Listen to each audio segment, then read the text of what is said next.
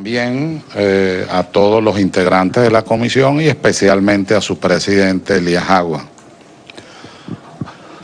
Con el permiso de ustedes voy a procurar hacer una síntesis, pero didáctica.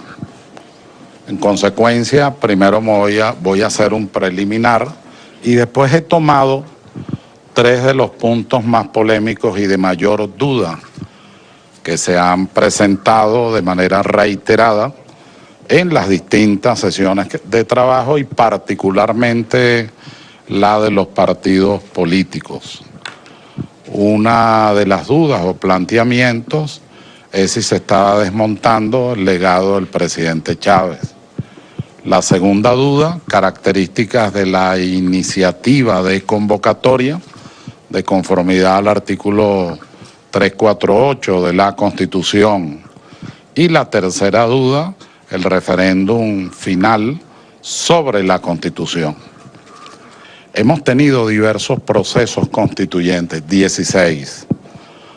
El de 1811, el de 1819, el de 1821, el de 1828, el de 1829, el de 1830, 1858, 1863, 1874, 1881, 1893, 1901, 1904, 1946-47, 1953 y 1999. Tuvimos varias reformas constitucionales, 12. La de 1857, 1891, 1909, 1914, 1922, 1925, 1928, 1929, 1931, 1936, 1941 y 1961. No olvidemos que la Constitución de 61 es producto de una reforma, no de un proceso constituyente. Hemos tenido dos procesos de enmienda, la de 1972 y la de 1983, y un proceso de reforma constitucional que no se concretó, 1989, 1992. Le agregaba a mi hija el siguiente comentario. Los procesos constituyentes y de reforma lo fueron para fundar y refundar la República, resolver graves crisis políticas o crearlas, legitimar revueltas, rebeliones, golpes de Estado, perfeccionar la institucionalidad, las libertades o ganar la paz. El estudio de todas esas constituyentes y reformas nos lleva entonces a esas primeras conclusiones. Cuando aquí se dice, bueno, no luce pertinente en un momento de crisis política, resulta que la experiencia histórica lo que demuestra es que la mayoría de los procesos constituyentes fueron como producto de crisis políticas. Pero eso no es tampoco un hecho de la costumbre constitucional venezolana. La crisis de la Constitución de Río Negro hasta la Constitución de 1991 en Colombia, casualmente es una crisis profundamente política. La ley fundamental de Bonn de Alemania, ahora reunificada Alemania, es producto de una crisis política. La Constitución de 1978 española, qué mayor crisis que la muerte de Franco y el franquismo queriéndose apoderar de la nueva realidad española. Se produce una transacción con la monarquía parlamentaria, pero es producto de una profunda crisis política en España, la actual Constitución de 1978. La Quinta República Francesa, cuya Constitución está vigente, el general de Gaulle llega con todo, su prestigio de la Segunda Guerra Mundial al poder, tenía problemas graves con la Asamblea Nacional Francesa, los llamó varias veces en Le Champs-Élysées, los llamó a todos ellos los profesionales de la astucia. Él decía, no quiero hablar con los profesionales de la astucia. Se elaboró una ponencia constitucional y finalmente fue sometida al pueblo. Pero lo mismo ocurre en la historia argentina, en la historia del Brasil. Si revisamos la historia centroamericana con muchísima más frecuencia.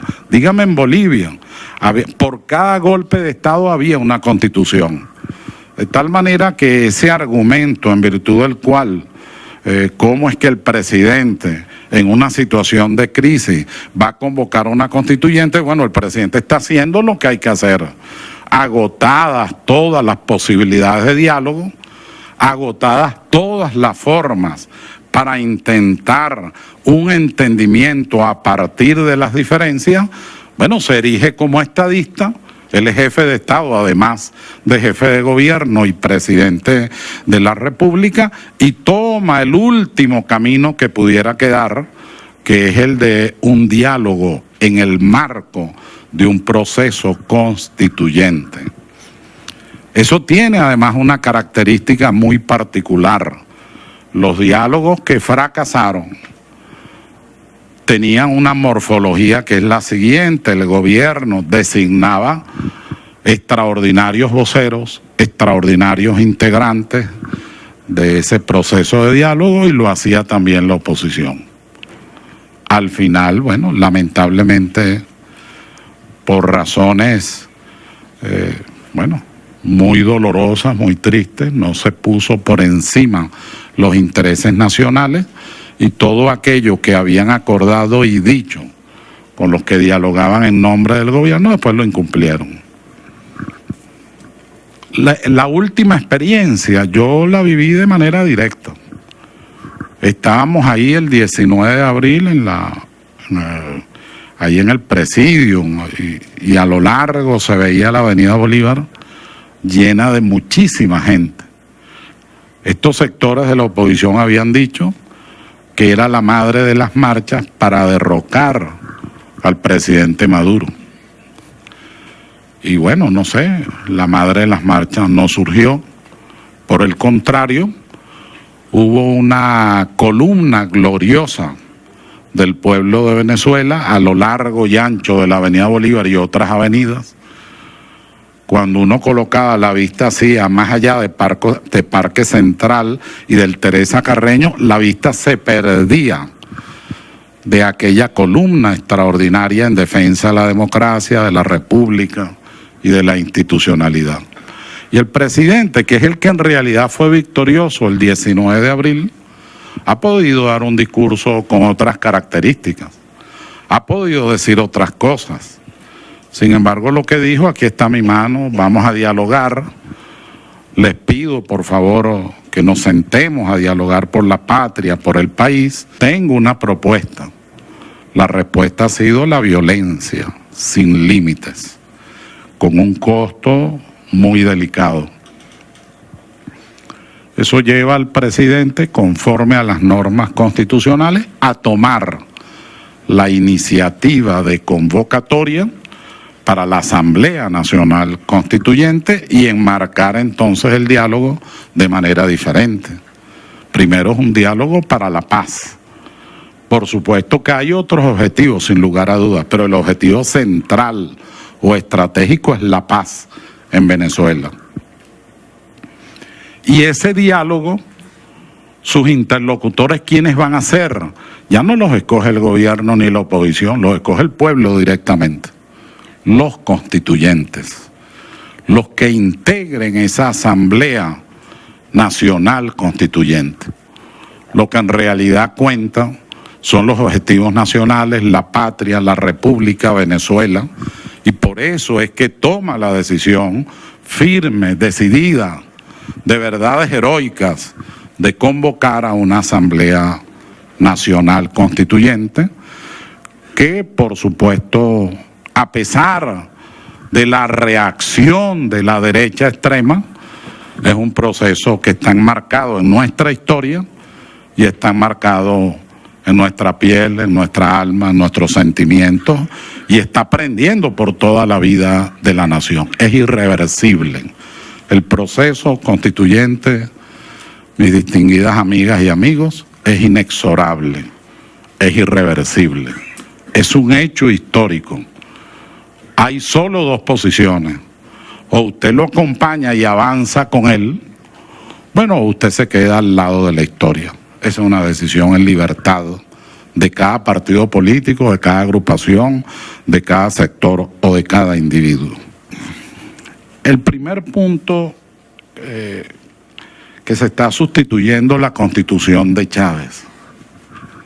Y yo les puedo decir con toda responsabilidad académica, les puedo decir que una parte considerable de ese proyecto no la aprobó la Asamblea Constituyente. El presidente Chávez, por ejemplo, había desarrollado un Senado federal y eso no existe en el texto constitucional. El presidente Chávez había desarrollado un esquema de la libertad de circulación de información muy amplio. No existe en el texto constitucional en esos términos. El presidente Chávez había planteado la Asamblea Constitucional antes de la Asamblea Constituyente. Eso tampoco existe en la Constitución. Y podríamos ir norma a norma, y yo les puedo demostrar norma a norma, que no es verdad que el presidente Chávez haya impuesto un traje constitucional a su medida. No es verdad. Pero no solo eso. En aquel proceso donde ocurrió algo parecido a esto y su consecuencia fue entonces que la oposición fuera extremadamente menguada, las críticas más de fondo